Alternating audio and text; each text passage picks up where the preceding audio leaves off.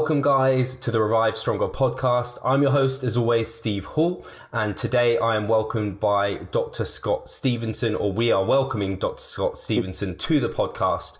The podcast with John Meadows has now come out. Scott has done some collabs with John. So if you know John, you might have already heard of Scott. You might have heard of Fortitude Training.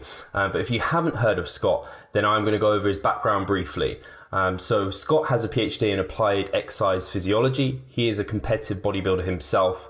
I think it's always nice to hear kind of how people have done. So Scott has 4 overall titles, including the 2009 even 19, we haven't got there yet, NPC Mr. Arizona, and 4 top 5 national level showings. He has over 30 years in the gym, so he's been in the gym a very long time. I mean, more than I'm even years of age, which is crazy to think. And I think it's also really aspirational because I think a lot of people look up to John Meadows because he's been in the gym for so long. So I love talking to people that are still training hard because I think all the listeners, and myself included, want to be in the gym for as long as possible. So I love that. Has more than 2 decades of coaching experience as well. So you might have heard about Scott from kind of some of his work with Elite FTS. He has written for Muscle Mag, Flex Magazine, which I'm sure you've heard of, and has published some scientific literature as well. So I really liked, and from following Dr. Scott for not a massive amount of time, I've really enjoyed his kind of philosophy and outlook. And I have to say, Scott, and we didn't talk about this off air, whenever I've seen you kind of on John Meadows' YouTube channel or heard you on various podcasts, you are one of the most endearing and kind of humble and very, to me, just you draw me in as a listener. I want to listen to you, and I just find you incredibly kind of pleasurable to listen to in a strange way. You're just very friendly. So thanks, man. We've already got a bromance going here. And I bet you have a bromance with everyone, so it's absolutely fine. So part of Scott's philosophy was keeping an open beginner's mindset approach to everything, which I really loved. I think that bangs on kind of evidence-based fitness quite well, because a lot of people think about the scientific literature and then they forget the anecdote and things like this, which are highly important as well, especially for an understudied area such as bodybuilding. So we'll be digging into that a bit. And I also wanted to add, because we'll have some listeners that will just love this, Scott absolutely, unconditionally, undeniably loves especially his dogs. So they're right here. They're enjoying the podcast too. Yeah, we'll probably hear from them. Trust me, they always do. Everyone knows it's authentically me when my dogs are barking in the background 3 or 4 times. Perfect. Is there anything else you want to kind of inform the listeners of that I missed out there, or was that an okay summary? That was great. No, when you mentioned John too, mountaindogdiet.com is his site, which people probably know if they've seen his site in the last podcast you guys did. But we did a seminar up in Columbus, Ohio, just the day before the Arnold Classic, which members can get there. So it's like 6 hours, actually more than that, because there's a Q&A afterwards. So it's over 6 or 7 hours of John and I talking. We each did 3 lectures. So there's all sorts of cool stuff there you can follow up with if you like. I think John's site's $15 a month, and it's totally worth it. So I have free access, but otherwise I would be paying without a doubt, because he's got a lot of good writers on there, aside from the things I've written, of course. So amazing. Check that out. Yeah. Make sure that's linked below as well as I'll make sure all of your stuff will be linked later, right, but we'll talk about that later. But for the first kind of opening question, I did want to lead with that kind of philosophy and talk about kind of empirical data versus research, and whether or not you've kind of seen things within your coaching and experience that was either maybe not supported by research, but you found it to be something very efficacious, or even counter to what research kind of says to us. I'd love to kind of dig into that if you have much experience there. You know, there is a topic that I've recently become enamored with, and it's a fascinating one. Actually, we can pull John to this once again, and it's the notion of muscle soreness and damage and how vital and important that is or isn't for muscle growth. And John and I are sort of at opposite ends of the spectrum, because I tend to be sore all the time. Literally, I get sore almost no matter what I do, unless I just do a set of 8 reps with something I could do 20 with. I'm going to get sore, and it's probably because I like to train really hard. I could blunt that with non-steroidal anti-inflammatories if I wanted to. I could probably, mega dose antioxidants. Those two things have been shown to limit muscle damage and soreness. But of course, I don't want to do that. Those also limit the processes involved with muscle growth. Mm-hmm. And so there's been this, and I haven't seen anyone. I'll have to go and look again as I continue to peruse this. But for years, and this is a common, it's sort of a violation of external validity in research that's been done in exercise physiology and resistance exercise, the body of literature, where people would look at an acute response and then presume and recognize that this doesn't necessarily extend out that way over time, that acute response is predictive of what's going to happen in the future. So the one that's related to muscle growth that actually I touch on in that seminar, one of the seminars, one of the lectures I did with John, is that the myofibrillar protein synthetic response, so the increase in protein synthesis you get with an acute bout of resistance exercise, is predictive of what's going to happen over the long term. And there have been a couple studies that have been published now, showing like literally, one of them was Mitchell. This was Stu Phillips' lab. Mitchell et al. Was the first one, I think. And there's another one as well, showing literally no correlation. Like the correlation was 0.01 between the acute myofibrillar protein synthetic response and the long-term, like 12 or 16-week muscle growth. So finally, Damas et al. Damas is the first name. They've follow things along to see what's going on. Like, how can this possibly be?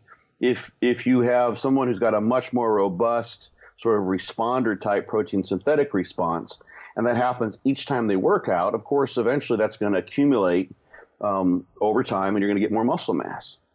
But they weren't following this protein synthetic response over the course of training. So what was kind of coming about from that is, and this is what they looked into, is initially when you start a new program, or even when you switch exercises, it's novel. It produces more muscle damage. You get sore as heck. Sometimes people will say, the body doesn't know whether you're doing squats or leg presses or what have you. And I'm like, well, leg press only for 6 weeks, train really hard, and then just go and do squats with the same relative load or what have you. You're going to be sore as hell. In the quads, in each of the quad muscles, it will happen. There's something about the novelty. Yeah. That happens, especially for me. I'm probably extra sensitive because I get sore relatively easily, and it's a function of probably me and then how hard I train. So in this particular study, they replicated what had been found before, is that the initial protein synthetic response wasn't predictive of muscle growth at the beginning of the training program. But I think they checked again like 3 weeks and then at the end, and they did have strong correlations, like 0.7, 0.8. So the suggestion there, and they do a really nice job of digging into the literature and outlining this and looking at some of the claims that people have made that you're getting like muscle growth that's evident in the first few weeks of training. You do get an increase in fiber size, but a lot of the other bits and pieces of information tell us that some of that is just simply acute swelling. Right. You can increase whole muscle cross-sectional area by like 20% if you do a really heavy damaging protocol. And people see that, the muscles look great because they're nice and swollen. And I think some people even seek that out. They sort of mistake that. And it's probably the reason why I bring this up. They mistake that swelling for growth. It's kind of like it's not a persistent pump. It's literally an inflammatory response. So they figured out that really what's going on there initially, at least this is what this is pointing to, is that acute protein synthetic response is more so associated with damage and repair. And it's not predictive necessarily of how much you grow in the long run. And in fact, and this is where, this really has piqued my interest, is that you can have, for instance, a really robust protein synthetic response initially, and a lot of that apparently is going to simple repair of the damage that you've induced. Right. So you don't want to induce too much damage. You don't want to be overly sore. And that's a hard thing to do. So it makes me wonder in of myself here. And I've noticed this with pec training. Chest has always been a weak muscle group for me. Right. I can make it really, really sore, and I'm very tempted just to try to obliterate it and forcing it to grow, giving it no choice. But that hasn't worked in the past. And there have been times when I have, for various reasons, either I was doing a taper, I was part of fortitude training, or something was changing. It was during a peak week, maybe when I stepped back, order of exercises. I've gotten little bits of insights over the years that less is more in that regard. So there are a couple things that I think get back to your question is one, so many of these studies, and this is just the myofibrillar protein synthetic response, but so many of these studies that have the underlying presumption of what happens acutely will translate into what would happen longitudinally over the long term, maybe are making a false assumption there. So, God, how many? And there are some studies, for instance, where they've tested the protein synthetic response to different proteins, like soy versus whey, and they see a little bit of advantage of whey over soy, and that also plays out over the course of a training period. But so many other acute studies, that would show, for instance, an ergogenic effect and presume that that's going to carry out, whereas it might not. Yeah. It's not a substitute to just do that. It's obviously cheaper. There's many, many sort of practical reasons, monetary reasons for doing acute studies instead, because long-term, I've done these. This was part of my dissertation research, and it's hard to, keep people in and keep them coming in, and it's a whole other animal, literally, to do a training study versus an acute, wham bam in one week and you're done. So I would just, I've kind of mentioned this, Bill, hey, try stepping it back a little bit and see what happens. There's so many people, and I see this on answering questions on my forum today. I have a forum associated with my book. Basically, anyone can join, but I give free full membership to people who bought the book. I've got a $10 a day membership to keep the trolls away, and it works. It's not to make money. I don't make hardly any money off of that. It's just to keep people from just going in there and trying to raise Cain. Yeah. And I answer questions all the time from people who they've got, this very typical bodybuilding obsessive compulsive type of mentality, which I am absolutely guilty of. Yeah. That's why it's in part why you and I are talking, is because I really have that perspective on learning and accumulating information. But taking it a step back, dropping things down a little bit, isn't the worst thing ever. And sometimes it can be what you want to do. Yeah. So anyway, those are some things from the research.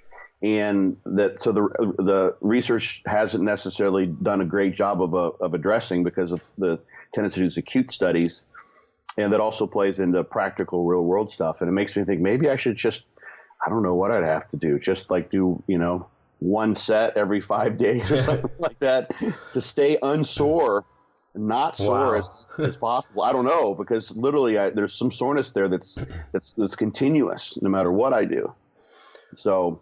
Yeah, even when I'm progressing, even when I'm growing too, sometimes it makes me wonder if I haven't optimized things. So sorry I interrupted you. No, I was just going to say, it's crazy to think, because the repeated, like you're saying, the repeated battle effect, you'd expect soreness to dissipate and you can then kind of keep progressing. But maybe you have, don't know, the muscles must be particularly inclined to get sore. I know people who their back gets sore but their chest doesn't get sore, and like my chest, similar to you, I can do very little and it gets a pump, it gets sore, whereas my back can just take a pounding before it even, I particularly even would feel pumped.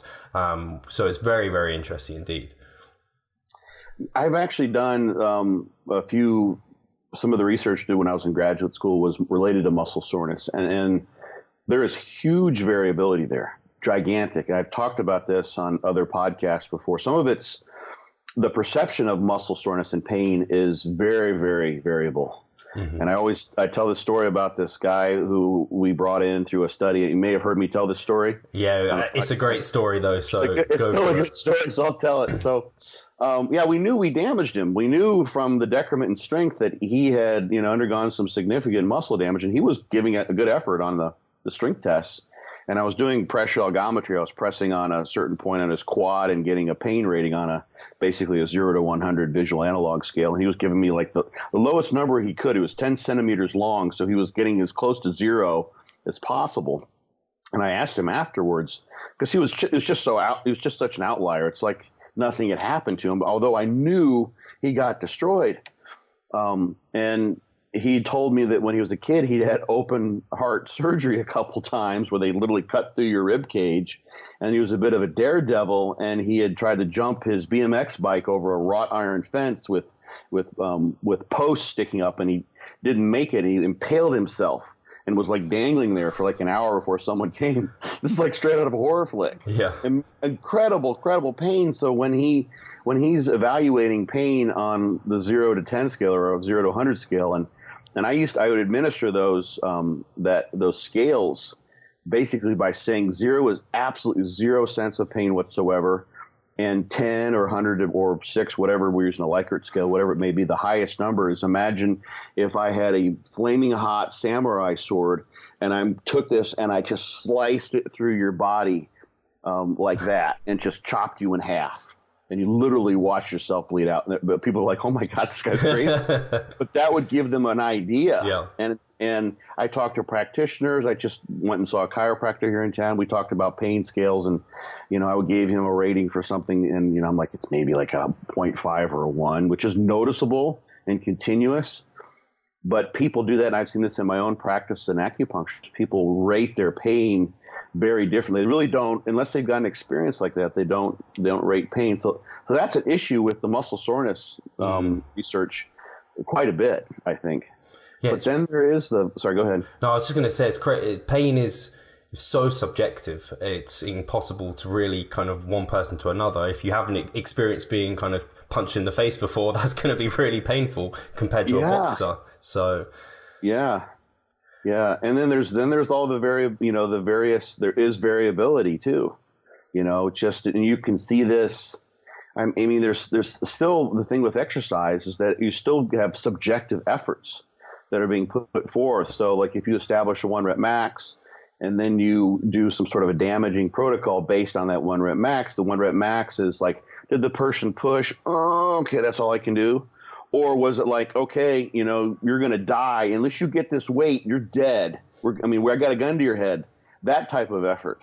So that will dictate the load, which will dictate the load and the strain on the muscle fibers, and then that will dictate then the resulting damage. But even when you look at an MRI where you can do things like a T2 weighted contrast shift and look at the infiltration of water, that really is what that's essentially measuring. It's all over the place.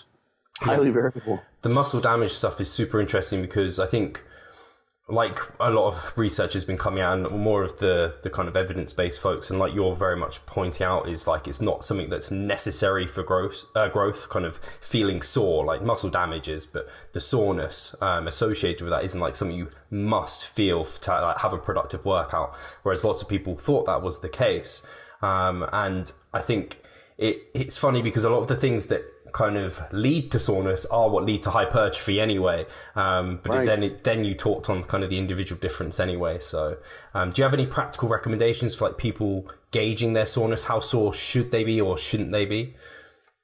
First and foremost, and this is what I use, and it's been fairly effective over the years, is use some sort of an objective measurement of the progressive overload. If you're still able to get stronger and move forward, then you're probably doing okay. Mm-hmm. If the muscle is because the muscle damage will literally reduce the force output. The muscle just the contractile elements are not lined up. You're just not going to have as much contractile material that can pull. So the damaged fibers just won't be as effective. So that tells you something. And I mean, like literally with me as an example, if I tried to go in when I was never sore, then I would. Every time I go in the gym, when I stretch out a little bit, I can just feel that there's some soreness there. Mm-hmm. So I think the thing is to test it out for yourself, and don't be afraid to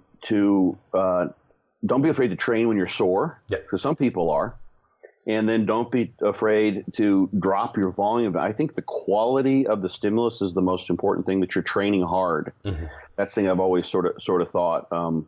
You can substitute volume for effort level to some degree, and there's different ways to train there. And there's nothing wrong with varying that as sort of a feature of the periodization that you go with. If you can hold yourself back, that's the hard thing for a lot of people, is that they only have an on switch that is 110%, so they can't do 15 sets. and not have that be essentially the equivalent of 3 times 5 sets that were all out because they don't know how to train any other way. But don't be afraid to do less and come in fresher. And then the thing that can sort of reinforce that is when you see logbook changes, you see strength changes, you see movement in the gym in terms of the loads. And when you've got that, then it's like, okay, I'm doing something right, as opposed to, man, I want to go and train. I feel fresh. I feel good. If you get some reinforcement by taking that extra day off or doing less in the gym, then you'll see, okay, this is working. This is okay. But it may take may have to make the mistake of falling back in old patterns for years. Yeah. Which who knows, I may be doing. I'm not unwilling to accept that maybe I've been doing things wrong for 30 years to a certain degree because I've been, kind of perpetually sore somewhere all the time for 30 years. So I'm still learning in that regard. Some of this may be an aging effect with me as well, because I'm not a young pup anymore. But yeah, so anyway, it's experiment because that's one of the lectures I did with John is all about biological interindividuality. Perfect. Everything is so highly. There are non-responders, there are responders. The protein synthetic response, drugs, et cetera. Everything really is somewhat variable among individuals in terms of our biology and physiology, much more than people are willing to admit a lot of times. No, I've spoken to this. You might have kind of heard of James Krieger within the research and stuff, and he's talked about kind of the people at the other end of the bell curves, and we just report means and averages, and these people get missed, and then they feel completely lost because when they try the average recommendation, it's completely wrong for them. And he's a statistician, so he's looking at those numbers all the time. That's one of the things I have in that lecture they can find on John's site is, there are several studies several multi-center studies where they've looked at this, and you'll see strength gains of 0% over the course of 3 or 4 months of training, and then people that are doubling their strength. Mm-hmm. I mean, and can you imagine? And this is what a lot of, to bring this back home to a lot of guys who may be out there thinking, does this fit me? Most guys who were pros or IFBB pros, or at least bodybuilders, they outdistanced their peers right from the get-go. They were responders right off the bat. And I talk about some of that. I really think, at least in terms of muscle growth, is a function of the growth factor response and everything that goes into satellite cell proliferation and differentiation. That activity there seems to be, at least for producing substantial increases in muscle fiber size, it's requisite. It has to happen. And I think that's a big thing that kind of dictates whether people are responders in terms of growth or not. Mm-hmm. But yeah, so you'll go in the gym and what's the guy's name? Brad Castleberry is a guy. You probably know who Brad is. I have heard of Brad. Yeah. I'm sure people will have known who he is. I don't know him personally. He lives in San Diego. Dante Trudell has interacted with him a little bit there. He's the guy who's chastised for using fake weights. He's a really strong guy. He just does all this he's a young guy and he's kind of made of iron, but he keeps this up and eventually, he's going to have some diabolical injuries. He's probably already feeling the weathering it now, but he does whether or not these lifts are real or if he's got fake plates or whether he's got people giving him super assists or what have you is a whole other topic that you can probably find 20 podcasts on. But the reason I bring him up is because he is unbelievably strong, has a phenomenal physique. And if you look at some of the videos he has with his training partners, there's guys that he's been training with that are, you'd almost think they're kind of like his minions, but these are his training partners, I think. These are the guys that are there. They're his supporters. There's onlookers. But these are the guys who would love to be able to do what he's been doing. Yeah. I think he's got some buddies been with him. He's one of those guys what do those guys think? It's how come Brad can do this and I can't? How is this possible? Yeah. And so he's kind of this classic picture of the one guy who's just absolutely outstanding and he's blowing past all of his peers. And there's nothing they can do about it. He's just got a genetic advantage. He's just superior.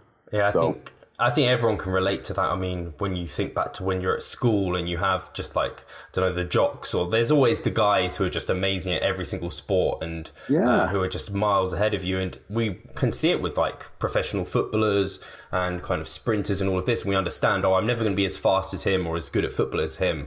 But we, for some reason, when it comes to our physique, we're like, no, I should be able to look like that. That should be attainable. But like we've just clearly pointed out, it's absolutely not. And I did want to bring it back to the muscle soreness element, because I think you basically ruled out really well in that the focus shouldn't be on whether you're causing soreness or having too much soreness. It's, are you progressing? And then with that, maybe the soreness is there, maybe it's not. But if you're progressing like you are, then hopefully you're not doing too many things wrong, at least. Whether or not you could do things better, and you're always learning in that regard, I guess. Yeah, that's the idea of sort of optimizing. Yeah. You can, and you can make, obviously you can make gains and gains and gains for a long period of time, but eventually, if you're going to make gains that are closer to what you might call your genetic limit, you're going to have to do just about everything right. All I's dotted, all T's crossed. So that's going to have to happen. You reminded me of a story. This will just kind of be entertaining, because when I first met Dave Henry in the gym, and I coach Dave now, like literally I've helped him out, and then I've been sort of more formally coaching him basically his entire pro career, which has been quite a while now. Amazing. Yeah, it's kind of cool. But I started training with him. He was the pro. He had just gotten his pro card like in a matter of months before we met in the gym. And we started training together, and he was doing a high volume program. This is before dog crap training, and then things evolved about now fortitude training. And I just was like, I'm just going to try to keep up with him. I'm going to do what he did. And I did that the best I could. And of course, there was some competition. There always has been between us, to see who can. And there was one point, it was a matter of months into it, and I had just crippled myself trying to do this. I've had this a couple times. My whole body ached continuously. It was just ridiculous. He was fine. He had the recuperative abilities. He was hanging in there. He was doing just fine at Annie. I was a mess. I was an absolute mess. Like everything I get done with the workout, my whole body would just ache. The inflammation was just sky high. So that right there, and obviously, it's funny because over the years, it's like there's Dave and there's me, and, there's one of the best bodybuilders of all time, pound for pound, inch for inch. And then there's me, who just barely won a state show. And it's not, not a matter of him knowing more than me, because I'm sort of helping him out. So I've got, at least all the knowledge that he has, and maybe a bit more, but he's so much better than me. It's not even close.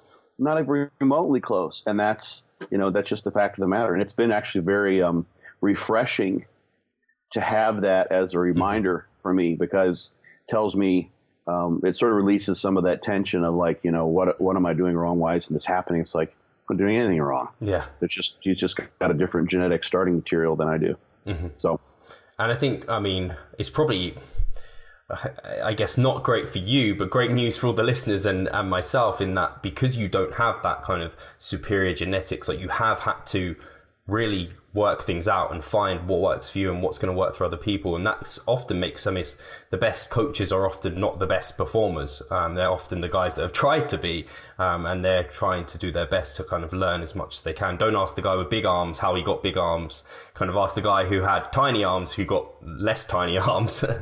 Exactly. Yeah. In fact, it's, it's almost their advantage is obviously having great genetics as far as bodybuilding goes, but as far as being a bodybuilding coach, it's a disadvantage. Yeah.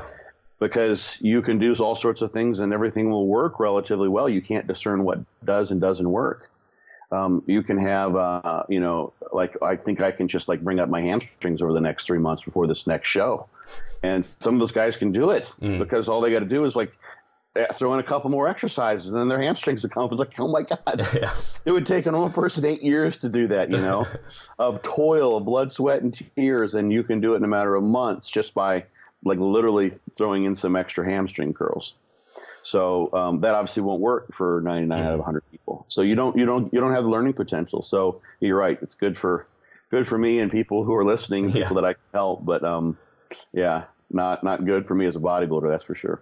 And out of interest, is he still on the higher volume approach? Does he still do more than yourself, or has he dialed that back? Has that changed?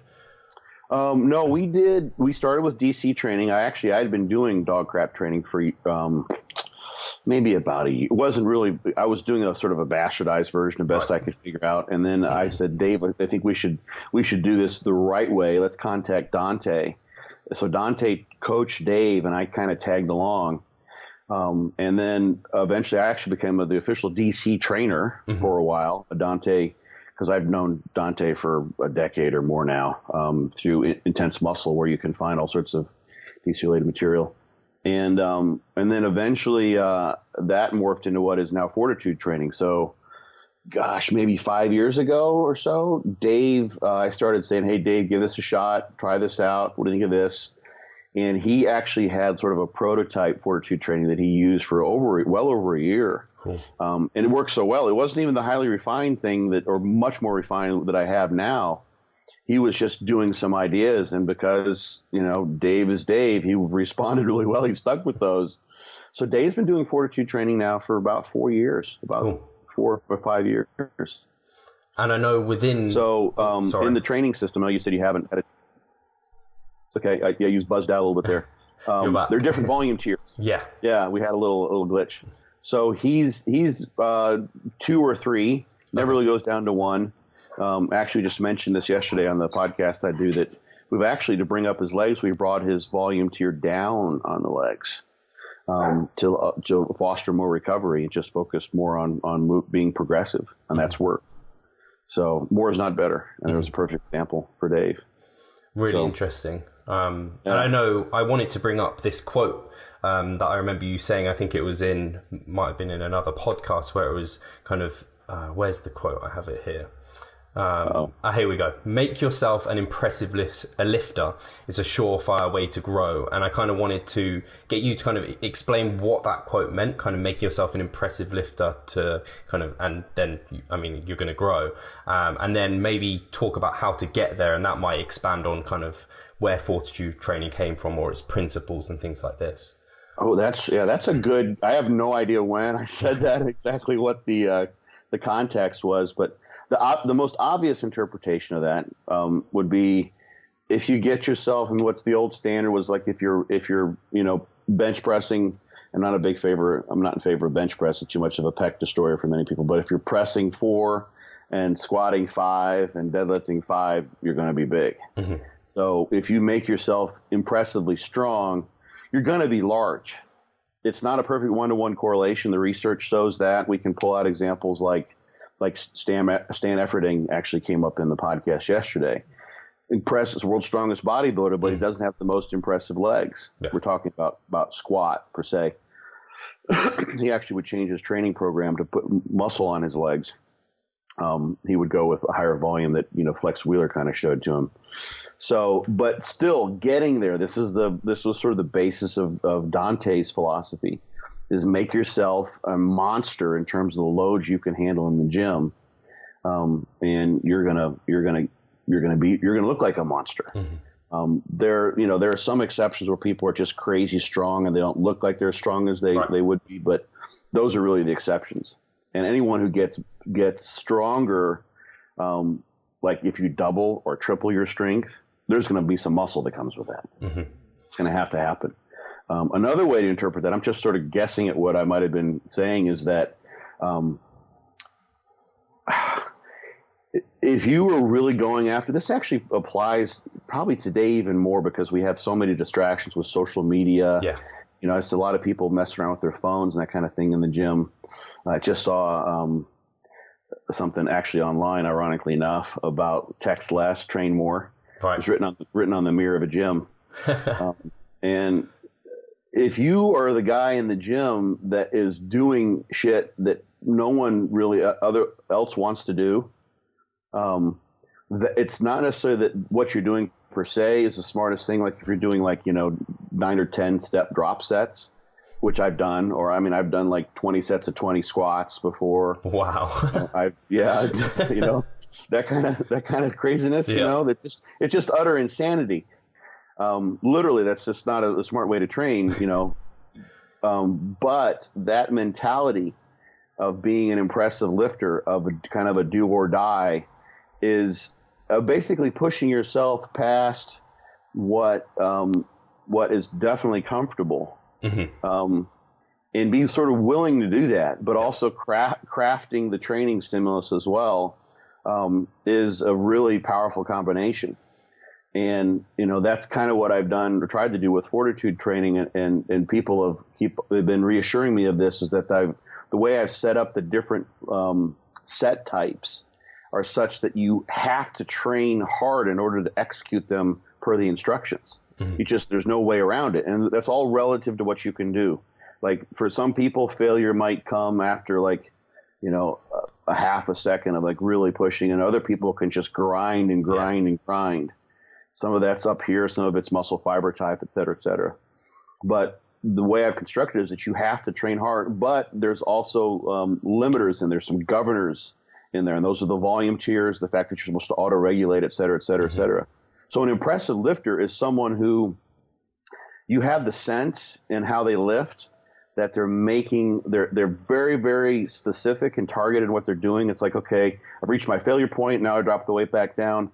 This is in a muscle round, for instance, a cluster set and part of the training system. And now I'm realigned, laser-like focus on these reps to target the muscle I'm trying to hit. Right. It's not sloppy. It's not silly. But that's impressive to see focus like that. But that's also coupled with crazy effort. That's like, holy shit, that guy I thought he was done. And then I thought he was done. And I thought he just kept on going. And it's kind of like a Widowmaker in DC training. You probably have heard of them, yeah. The Widowmaker. Yeah. And the idea is that you'd make yourself, you'd kill yourself off. You make your wife into a widow. And those sets, that's kind of actually literally what I would tell people to do. Is you would want to make sure that someone who's watching in the gym would think, okay, he's done now. He's done. Like, how is he doing that? Where is he pulling that from? Yeah. How is that possible? So those types of impressive efforts, impressive focus, impressive structure. It's also impressive to be able to hold yourself back and not just come in and just go bonkers. So those are all various things that are pretty impressive. It's not so impressive in the gym, and I hate to be kind of the Debbie Downer on this, but it's not so impressive to be looking at your phone all the time. Some people are logging their stuff. I realize that. Or having lots of conversations, that are just sort of wasting time or what have you. Some of those distractions are not gonna forward your cause as a bodybuilder. So those are kind of less impressive. Imagine the guy who's got blood coming out of his nose. That's more impressive than the guy, who's trying to get a date and bothering the woman who wants to go lift.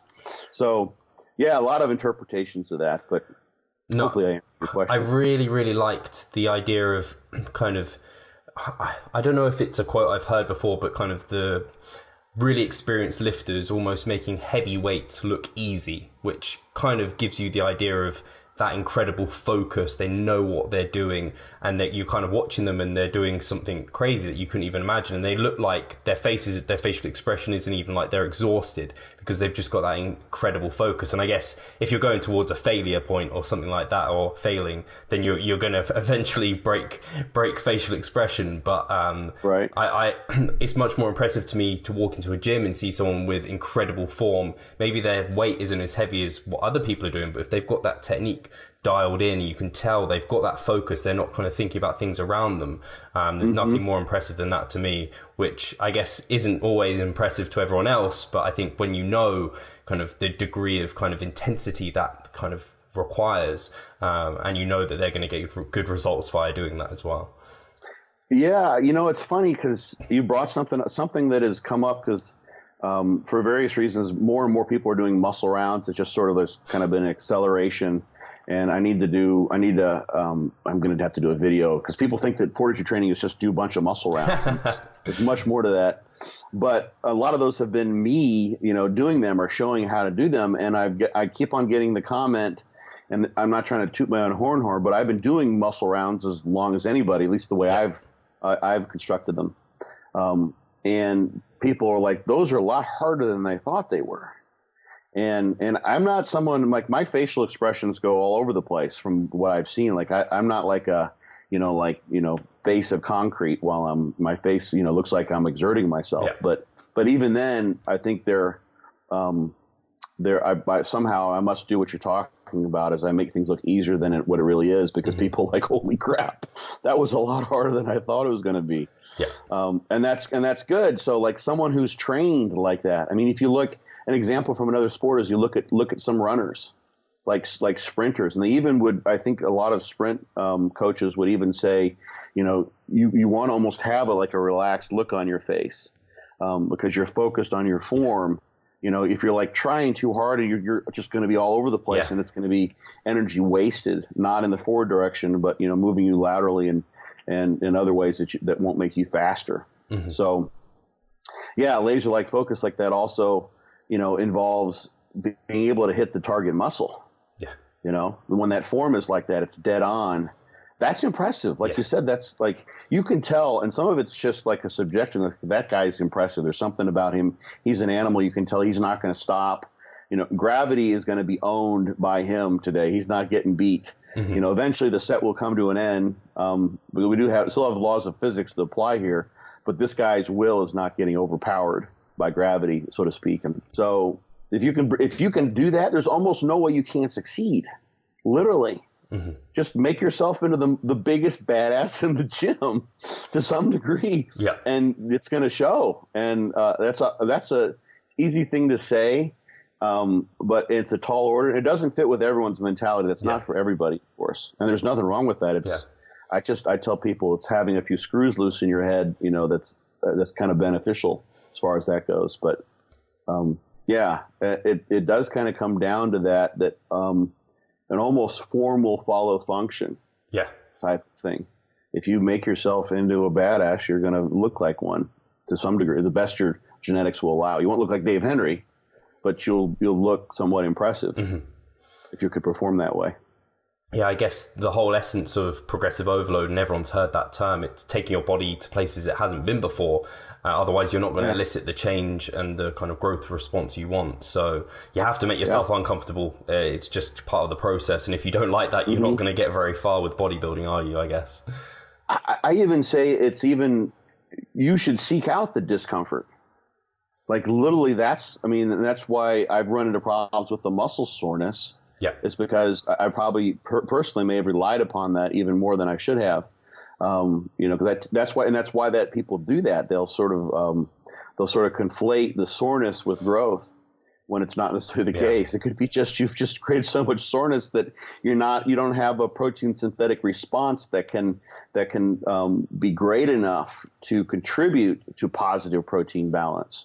You're just trying to cover your butt, so to speak, in terms of keeping up with the damage that's been induced in the inflammatory response. So yeah, you don't want to overdo it. That's for sure. But yeah, you want to seek out that discomfort to some degree. That's what you're looking for. And that's a trick that, you can sort of apply as you're getting closer to a contest. If someone's dieted down, is that, the worse you feel, the better you look. Right. Yeah. And it applies. Like this can be very kind of a masochistic sport, but once, and this is how you've probably heard me say this before. I mentioned before. That's how I differentiate between pain and suffering. It's kind of a Buddhist notion, but pain is what you want. Suffering is a refusal to accept that pain. You only suffer if you're not accepting of it. It's like, I want that exercise to hurt. I want that to be uncomfortable because that tells me I'm doing something right. Mm-hmm. You don't want to feel stuff snap, and you don't want to feel sharp pain and, bruising afterwards, that kind of stuff. That's not what you're looking for. But yeah, you want the discomfort. And once you realize that, it's like, this is kind of my goal, is to put myself in a world of hurt. And then it's like, okay, well, it's going to hurt. That's kind of what I'm looking for. So then it's success. You can even be happy. I love the video of Tom Platz when he's squatting like 500 pounds for, I think, 23 reps. Nuts. And I always suggest people look at about like rep 11 or 12. And I don't know why people didn't catch this because I saw it like right off the bat. And his first few reps looked like he's going to get like 9. He's going to be done. And then he gets into his groove. Maybe, the arthritis starts to go away or what have you. And he gets to like 11 or 12 and he gets this shit-eating grin on his face. Like, I fucking love this. Because he knows it hurts. He's back in his zone. And that's a comfort place for him as as contradictory as that may sound, is like literally he knows that that's a place that he's been seeking. Yeah. That's where he wants to be. And if you can construct that in your mind, that the pain and discomfort, in the right amount with the right sensations, not the, sharp, injurious pain, but the discomfort that comes with really hard training is what you're looking for. Mm-hmm. Then you're just going, it's like comfort food. You're going to comfort pain. Yeah. And it's a good thing, and that makes training much more enjoyable, as ironic as it is. But I think that's a big hurdle too. It's easy for me to say this because it probably came natural to me. Mm-hmm.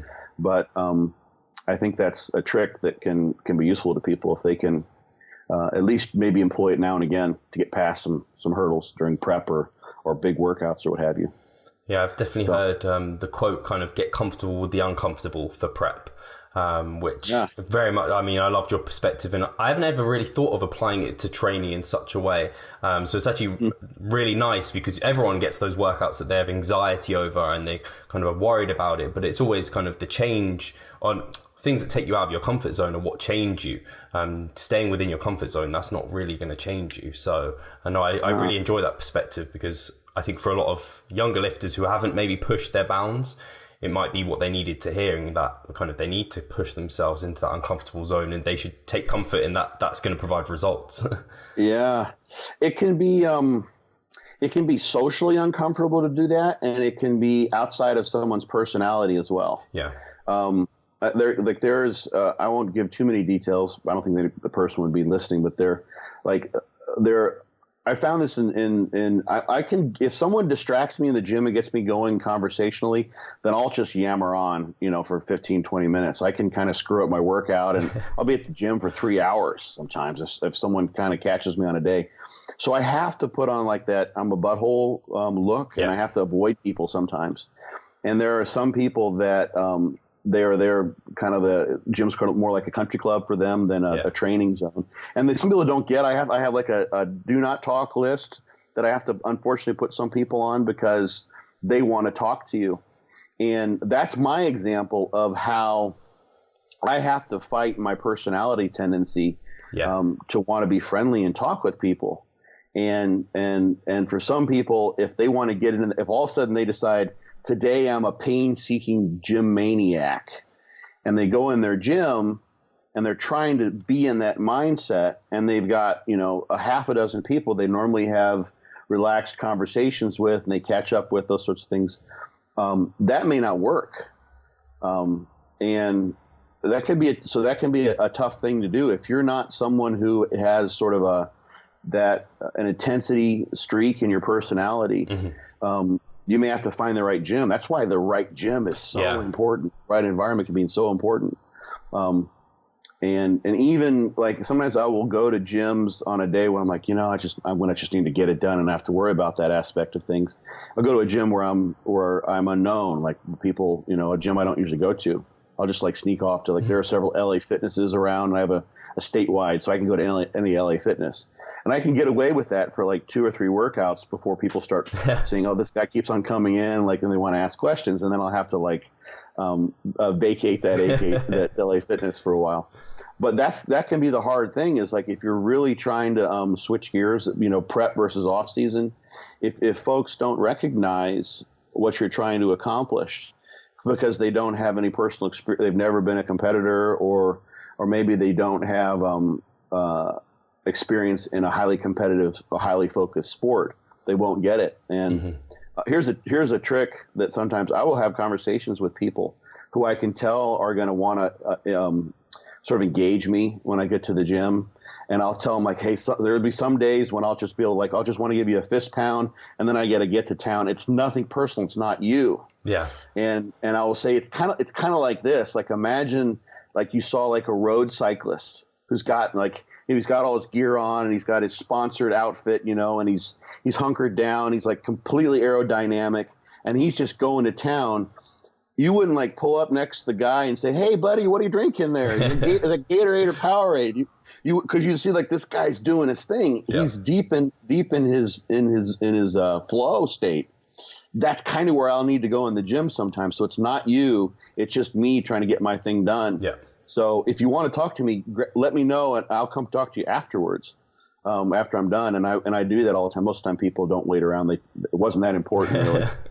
But sometimes those conversations, I've had them hundreds of times with people, and it's so helpful because it gives you that space, and it gives them.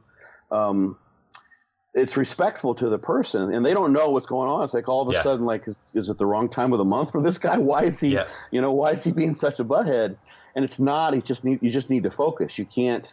Coming in and out of that zone can be very difficult for some people. Some people can do it easily. Yeah. They can just focus, but it can be very, very tough. So that's a little thought that has helped me over the years. It took me about 15 years to figure out, like, just go and tell someone, hey, I'm going to be really focused today. So we will talk later, though. I love to talk to you. That's the problem. Yeah. I like to talk so much, and you'll easily distract me. So let's work together on this. And that solved the problem many times for me. No, I can definitely relate to that because you almost try and be so polite that you don't say anything, but then it disrupts your workout and you don't really speak to them. And it's just the worst thing of both worlds. Whereas if you set the boundaries of, I'm in here to work, I'll talk to you when that's appropriate, then you're golden. So I love that. Right. And, we've kind of talked about, and I really have enjoyed talking about kind of the intent you need in the gym, working hard. And this is something you brought up on another podcast in talking about kind of the sustainability of high intensities. Kind of you've spoken about kind of crying in the gym almost, really pushing it versus kind of accruing what would still be maybe deemed as hard for some people, volume, which has been shown to be kind of a key driver for hypertrophy, and kind of balancing that. And a question that came through that might be quite specific related to this is, I don't know if you've heard of kind of the reps and reserve, you would have heard of reps and reserve, the RPE scale, and using that as kind of a periodized approach throughout like a mesocycle. So you're not constantly pushing to your limits, but you're still working somewhat hard. And I don't know if you've ever thought about, I don't know whether I assume you don't use that within Fortitude at the moment, but whether you'd think about incorporating it within training plans or whether it's appropriate for hypertrophy. I think John uses kind of a version of that. I've seen some other versions of that, and I have what I do on, for instance, the loading sets, which are kind of the heavy sets you use with your big, typically not always doesn't have to be, but your kind of compound go-to exercises. Yep. Like if you could pick 10 or 12 exercises, couldn't do any more. These are the ones you choose. Is leaving one or two of those in the tank. So let's say you're working at the highest volume tier. For thighs, I have people do something which I call zigzagging. It's just basically bouncing back and forth between an isolation movement like a knee extension and a compound thigh movement like a squat or leg press. And then you might do, let's say leg press, knee extension, leg press, hamstring curl, leg press. And what I do there to accrue volume, I think I'm getting to your question, is have people cut those compound exercises 1 to 2 reps shy of failure for the first few sets, in this case the first 2 sets, and only take the last one to failure. Okay. So what that allows you to do is accrue the volume there, and you're getting much of what you need to get out of the set in terms of the stimulus with those first 10 reps out of what will be 11 or 12 if you went to failure. But you're not incurring the nervous system overload that comes with that. But you get the advantage of a failure point that you can use to progressively overload in an autoregulatory fashion. So I know a lot of people are doing that, and you can periodize that sort of the relative effort level over time. I don't know how well, unless you're like coaching someone in person, I don't know how much success people are having with that in a hypertrophy context. I think powerlifters can do good with that because they're so load and weight focused. Yeah. I think this makes sense. They can do that, and you can program, for instance, a powerlifting cycle based on what your previous maxes, your PRs were, your gym performance, and where you want to be at a given meet. And you can literally program the loads in a way that would do that would leave you 1 or 2 reps shot. And then if you find you're 8 weeks into what would be a 12-week cycle or what have you, and you're supposed to be like 1 or 2 reps shy, and like literally you're going to failure in order to meet those reps, then you need to readjust things. Mm-hmm. And that's so load focused. I think that makes perfect sense. And I guys do use that with success. Mm-hmm. Hypertrophy training is a little bit different. I don't know. You might know better than me how well people are having success with those kinds of programs, because it is stopping 1 or 2 reps shy in sort of the black and white situation. You're doing this number of sets is an easy thing to do, but doing that progressively over time, over weeks and weeks and weeks and weeks and weeks, and never going to failure, and not having something to tell you like how close you really are to failure could be a little bit wishy-washy, I think. So I employ that without a doubt, because there is a dose response in terms of volume to a certain degree. Yeah. And the big thing that I employ in fortitude training, this is another side topic, is to try to the way the reps are performed are continuous. So you don't have those intermittent sets like a Widowmaker where you're just creeping up on failure. And those are the ones that really, according to use Menser's terms, create the inroads into your nervous system. Those will really kind of like screw you up. And I learned that over the year. Like Widowmakers are a blast, but you can be shot for a long time. And I did something actually at BodyPower last year, and I may do this again in the practical. I had someone do 3 sets, stopping 1 to 2 reps shy of failure, and then I had them with one leg, it was just a calf raise, and then I had them do 3 sets to failure.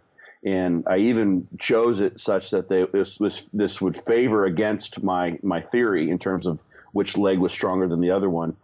And when you tally the total load, or the total weight times the load, they got more reps with the same load when they stopped 1 to 2 reps shy of failure over those 3 sets, because their reps went from 12 to 9 to 7 when they went to failure, whereas they were able to do like 10, and 9 or something like that. Yeah. So they got a few more reps that way. So it does work. There's something about those failure points that can kind of run you into the ground. So I like to kind of limit those to a certain degree and get as much volume in as you can, but they're still so useful. Yeah. For progressive overload. No, I find it really interesting because anyone who's lifted, they know every rep you get closer towards failure, it is more and more, I think even exponentially more fatiguing. Like when you hit kind of hitting failure versus leaving 1, I think the jump is massive, yet it's only an extra rep. However, every rep you are closer to failure, I think studies have shown that they're almost more effective for hypertrophy. So it's not like you don't want to ever hit failure, it's just using it appropriately. So like yourself, you're making sure that most of the loading sets, you're accruing the volume and then you're hitting it at the end and then progressing from there. And a way that I've used it is kind of staying further away from failure in the first week of the mesocycle, and then as week goes on, you go closer and closer. So I found it to be efficacious, but I think, like you've spoken about before, it's not for everyone. Some people just need to go into the gym and they have to hit failure at some point on something, and so they might need that more intensity-driven approach and have to hold themselves back.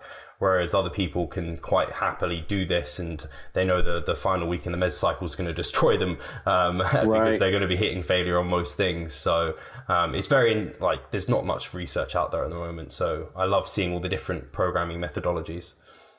There's a cool study, and I'm going to talk about this actually at BodyPower this year. I'm going to bring it up. It's part of a lecture I'm putting together that'll be at the Academy. And I think it was Flann et al. 2011, and I think maybe Eric Helms may have mentioned this in kind of a roundup that he did for Alan Aragon's site too. So people can see that there. But what they did basically is we're tying this all in together now, looked at muscle soreness and how vital that is. And they took one group and had them start off with a very low volume of exercise, so they avoided soreness. And they avoid elevations in creatine kinase for the first 3 weeks of training. And the other group, basically, so that was sort of a pre-trained group. The other group was they called naive. They just brought them right in with the regular training stimulus. And they did a really nice job, because what happened over there was, I think it was maybe 12 weeks total. So one group went 12 weeks and the other group maybe went 9 weeks. So that naive group went 9 weeks, and their creatine kinase was elevated for the first half of that 9-week training period at least, whereas the other group never had an elevation above normal levels because they crept them in really slowly. They equated the total training volume between the two groups. And so it's basically ramp things up, and the increases in muscle size in quad size were 7% in both groups, 6.5 versus 7.5. And increases in leg press strength or whatever their main exercise they tested were 26%, 27%, basically identical. Right. And they just avoided that soreness. So that was one way to do that. I think if you're someone who's coming in maybe after a period of maybe even some detraining or a long deload or what have you, there's no need to come in and just like blast yourself right off the bat. So your approach is a good one. It'll allow you to have some volume. The way I've done that is to sort of keep the approach the same, but I have these different volume tiers. So people can ramp into a training blast or a mesocycle by starting with a low volume tier. So they're just getting a smaller dose of the same high effort level exercise. So instead of doing, in the example I used before, just on that particular day of the program, 3 sets of leg press, they would do the 2 sets of knee extension, hamstring curl, and just 1 set of leg press. That would be all they do for thighs, and then they do stretches thereafter. So that at least gives them that failure set for the leg press that they can use. Okay, I got 15 reps and I'm supposed to be in the 8 to 12 range. I can definitely go up some load here. But your way of doing it is good as well. And the nice thing there, especially I think if someone has had some time off, is there still some skill acquisition? There's still kind of a practice effect that can come. So let's say you do 3 sets and you, instead of doing like 1 set to failure, you do 3 sets and leave, 1, 2, or 3 reps in the tank. Now you've accumulated, 2 or 3 times the practice, because and that's going to help. And you've got more volume out of the deal. And most of the reps are the ones, they're valuable to a certain degree because you got, 8 or 9 out of a set of 10 already. So I think there's value in both. There's so many ways to periodize. You can frequency periodize, you can volume periodize, you can effort level periodize. And I've never been very good at the effort level periodizing because I like to just, part of the fun of training is to go in there and, just take the governor off and remove the blinders and just pedal to the metal into the gym. But some people, if they're doing it your way, you get to spend more time in the gym too that way, And those are still enjoyable sets. Those are still hard sets. You just have to temper the volume to a certain degree. So some people, 1 set, 1 rep or 2 reps shy of failure is 2 reps past failure for somebody else. And the recovery ability doesn't necessarily match the extent to which they can push themselves. So some people do fortitude training who are the hardest trainers who can only do the lowest volume tier because they train so hard and their recovery doesn't match their training capacity, so to speak. So they have to go with a low volume tier. So that all has to fit together, and that's another example of individual differences. So, but yeah, I do like that approach. Definitely to accrue volume. It works well, and that's what I do with fortitude training. Yeah, I guess, any good hypertrophy program is going to, over time, increase training volumes. Otherwise, it's kind of not seeing the things we want to be we know that's the progressive element we want to see eventually. And that will lead to the strength gains. I don't know about that. Sorry, go ahead. I was just going to say it will lead to hopefully almost becoming that impressive lifter because volume is important for strength progression as well. Yeah, that's an interesting thing because Dorian Yates is sort of the quintessential example of someone who, had to, because he learned how to train harder and harder and harder, and the weights got heavier and heavier and heavier. Volume had to go down. Just a degree. And that does happen.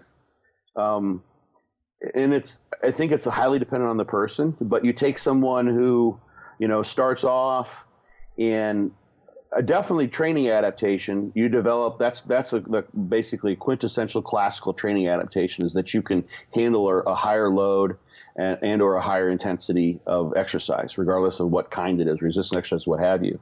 But then at some point, the person who could like when I was doing those 20 sets of 20, no way I could do that now. Some of that's probably being an older guy, but I would use heavier loads now. Yeah. And I can train harder. Those sets of 20 now, I wouldn't be able to do those would be harder sets of 20, each and every one of them. If I went to like the same relative effort level, because I've reset my effort level over the course of years. Once you have like this one of those workouts that is just elicits nightmares, then you have sort of a new standard. And so that standard changes, and then the load changes. So you're training both harder and heavier. And eventually, you start to get to a point where you have to bring the volume back. Mm-hmm. So that's the thing you don't see addressed very often in the research literature when you talk about a dose response and, wanting to add volume to elicit greater gains. And I hear it makes sense because in some people that's the case. But eventually, for someone who's been doing this for 20 years, for instance, they will have to temper things back. Yeah. And that could be age because, after 20 years of training, you're probably in your 40s, or at least in your 30s. But some of the strongest lifters are in their mid 30s and 40s, at least to look at the strength sports. So that's a really good question as to, what to do to volume once you get really, really, really advanced. What do? Do you try to train, get more volume and keep more reps in the tank? Yeah. That can work. That's a variation. Maybe you need to vary things more. That's the big question that I kind of have is like, what can I do now to get more muscle growth? And I've been playing with some things too. Like I've done some higher volume stuff. I've done some training with John on video, and so I've done some mountain dog training now with him, and I like some of those things that are there. So anyway, that's what you said that, and I've heard that so many times, and I thought to myself, but I have so many examples of people that can really train hard that just can't do that. It would just be, there's no way. And actually, it reminds me of a question that's come up before, and I don't think anyone's completely certain on the answer to this, in that a lot of people talk about if you make a muscle stronger, then you can then do more, like in the lower rep ranges, you can use more weight. In the heavier rep ranges, so you can do more total volume. But in the same regard, if you're then stronger using heavier loads, like you've just said, they beat you up more, so they actually fatigue you more. So then maybe you can't do as much volume. And so that's kind of always been a bit of something I'm not completely sure of either. I don't know if you've ever thought about that, or whether you've thought, stronger muscle can handle more volume, or whether now it's stronger, it actually reduces your volume abilities. Well, that brings up the notion of specific strength. So, specific tension is the force a muscle can produce, and this would be like in an isolated situation, like muscle that's in situ or that's been taken completely out of the body, and it's forced to produce force electrically. So you stimulate all the muscle, and then you can get a measure of what the force relative to cross-sectional area or volume would be. And specific strength is the force relative to the cross-sectional area that can be produced voluntarily. And that's what neural adaptations to training are, is increases in specific strength. So you're stronger for a relative muscle cross-sectional area. So that means you're able to activate more muscle and or activate it at a higher frequency or with a better activation pattern for producing muscle force. So that's one piece of the puzzle. I'm just kind of thinking this out through my head here because it relates to what we were just talking about. The other piece of the puzzle is the repeated bout effect.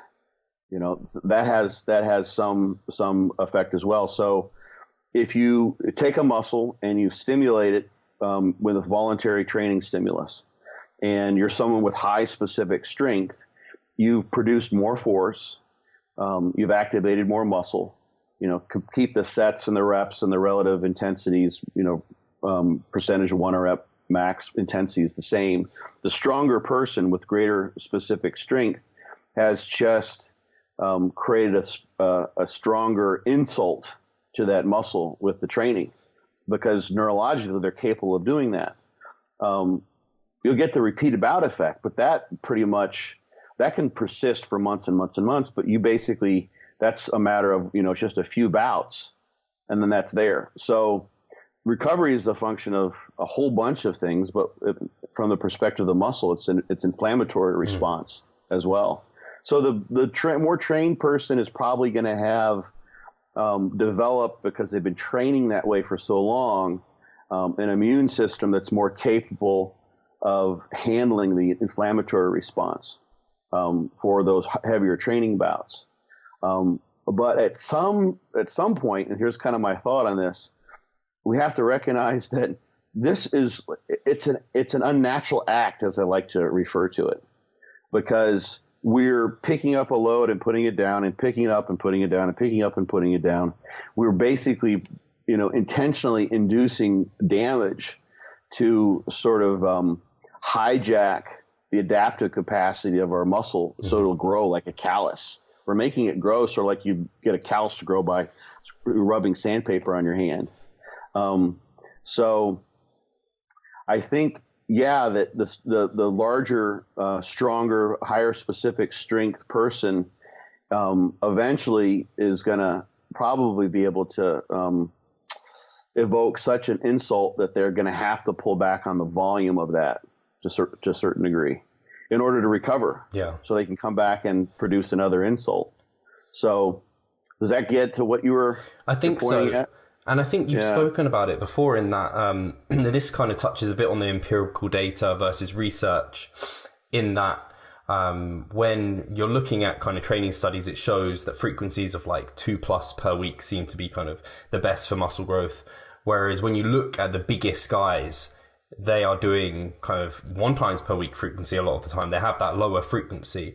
And maybe it's an element of just to create such an insult that now to recover from that, they can't possibly train that twice per week.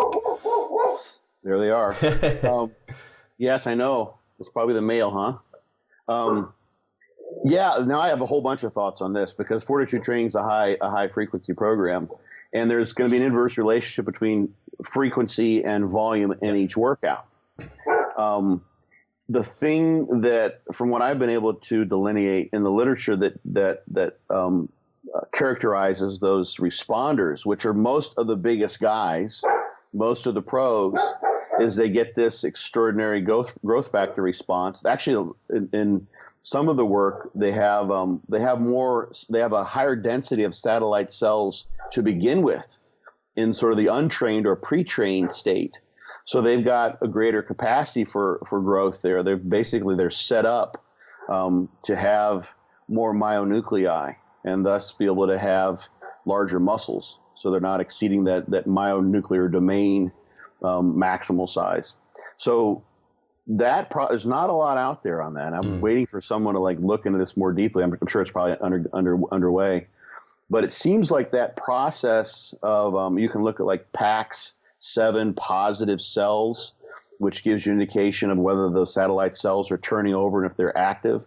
And that response to a given training bout, at least in one study where it was kind of a muscle damage study, but it's kind of the best data I've been able to find. It lasts about 5 days. So you stimulate the muscle, you produce that damage, you set in motion the satellite cell proliferation, differentiation, incorporation into the cells, and that's about a 5-day process. Guess. That's best I can sort of guess at this point. So that's much longer than the increase in muscle protein synthesis, which is maybe 24 hours when you're in the train state. It's shorter and it's dampened. But once you've got the satellite cell proliferation underway, that's a committed step. You're now basically setting up a whole myonuclear domain in the cell. Those remain. That's one of our mechanisms of muscle memory. Yeah, those remain for months, if not years. There's a really cool study with mice where they gave the mice anabolic steroids, and they increased muscle size, increased satellite cell number, all the things that would happen there. And then they removed that, and then they had a control group that didn't get the steroids. And then when they retrained them, actually they were using different groups of mice because they had to sacrifice some of them along the way. But when they retrained them, the ones that had previously used steroids grew more quickly, and they had more satellite cells in reserve. So those stay for a long period of time, and they hang out there. So if that's like a 5-day process, you can do that, and you've got a good growth factor response, and your satellite cells are highly responsive because you're a responder. You could train once, and you're not like losing any ground because that process is taking place over the course of 5 days.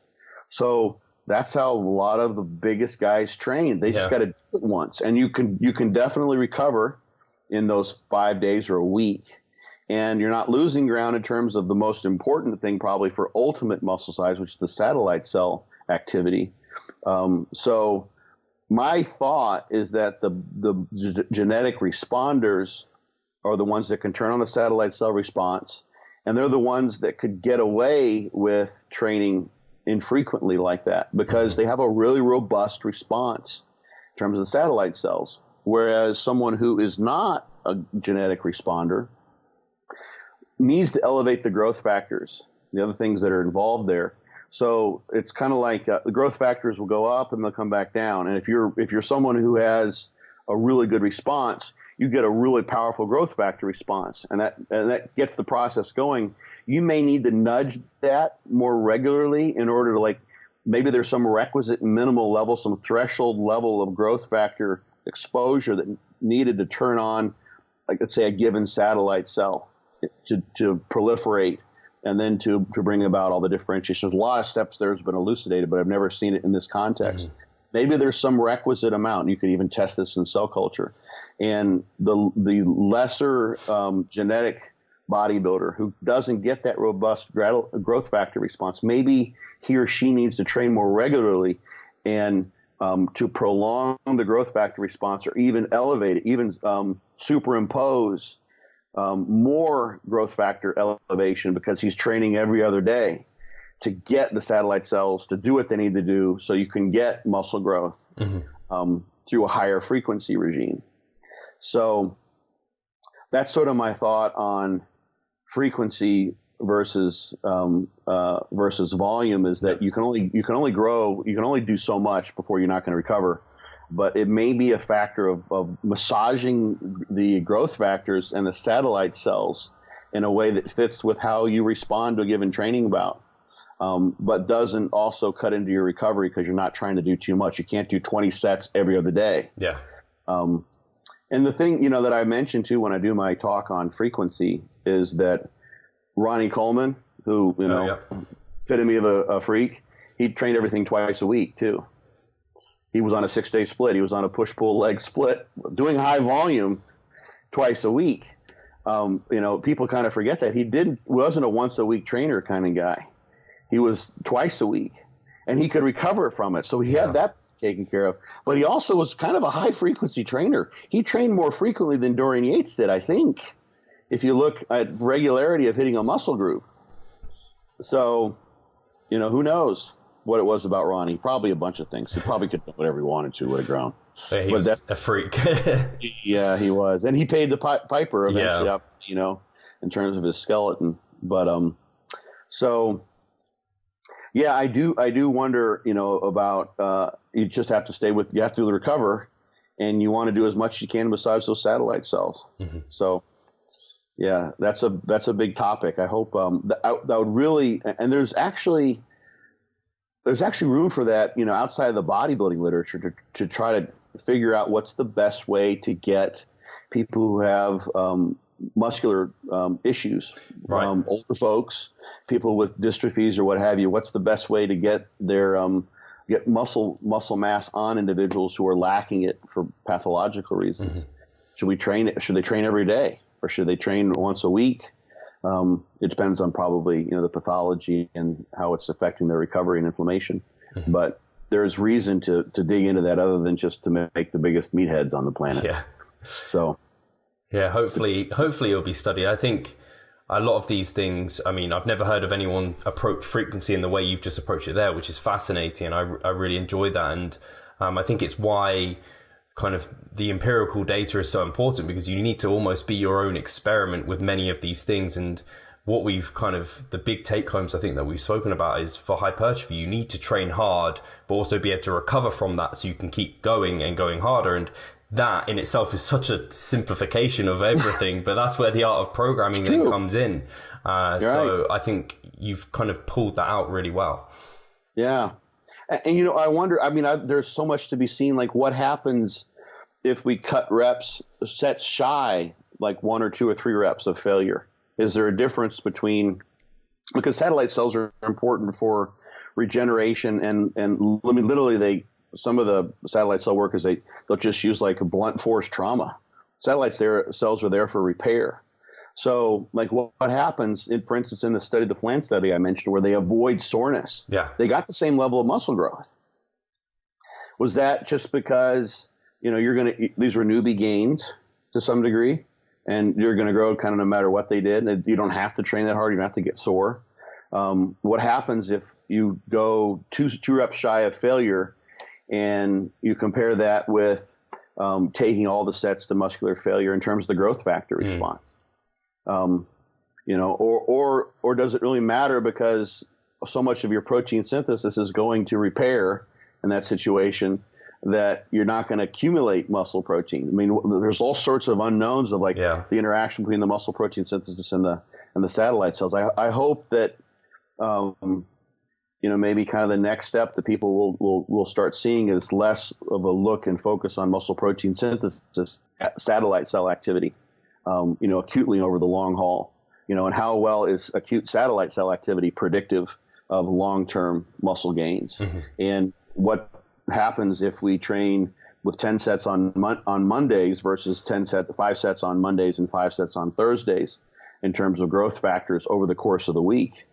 And how well does that tell us what's going on throughout the course of the training plan? Mm-hmm. Because, you know, there's some instances where satellite cells don't really matter so much for growth, but overall, the overarching picture is, they're important, especially if you want to get really, really large muscles, mm-hmm. which we're interested in. Yeah, for sure.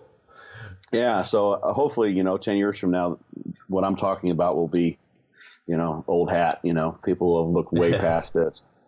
Hopefully Brad Schoenfeld, I don't know, maybe have some children at some point in there, hold on his legacy of all the muscular research he'll be doing. Yes, the Royal Schoenfeld family of muscle hypertrophy. Yeah, I can see that.